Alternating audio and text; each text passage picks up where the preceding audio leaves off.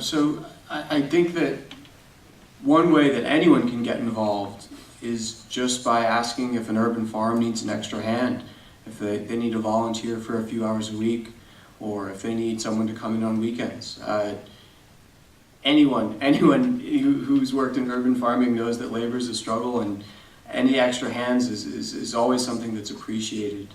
I think that there's so much information available online, and there's, Henry talked about Dr. Dixon de Pommier, and just reading his book or reading any blogs or reading Henry's blog really is a fantastic way to get involved.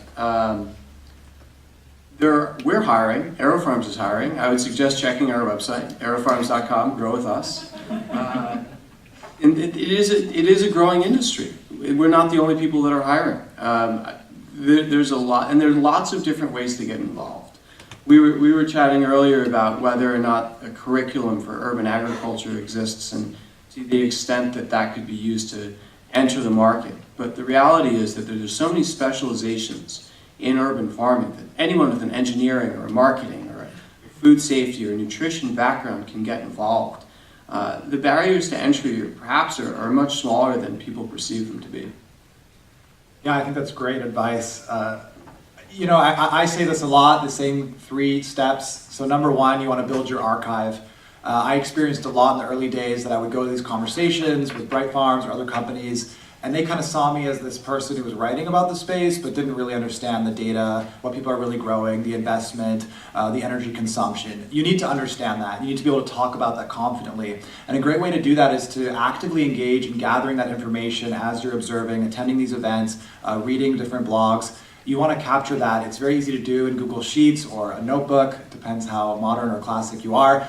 And you want to just capture that knowledge. I want to emphasize that again. So number 1, build your archive. Number 2, get hands-on experience, which Alex definitely talked about.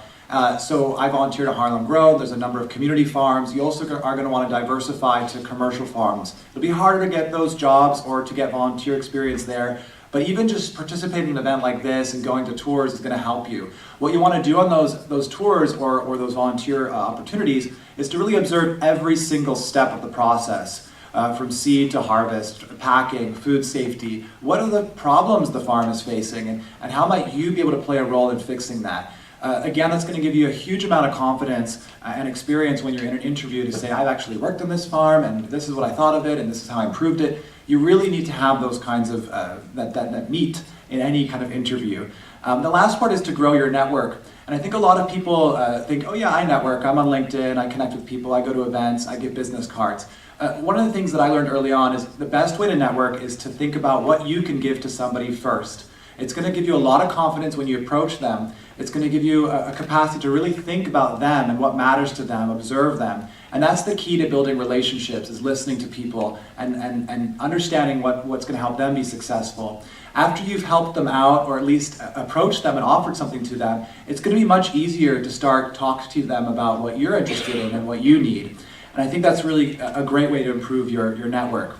As a foundation underneath those 3 steps, I highly recommend that you do not be afraid to brand yourself. As Alex said, there's so many different ways you can enter this industry, from marketing to engineering to growing.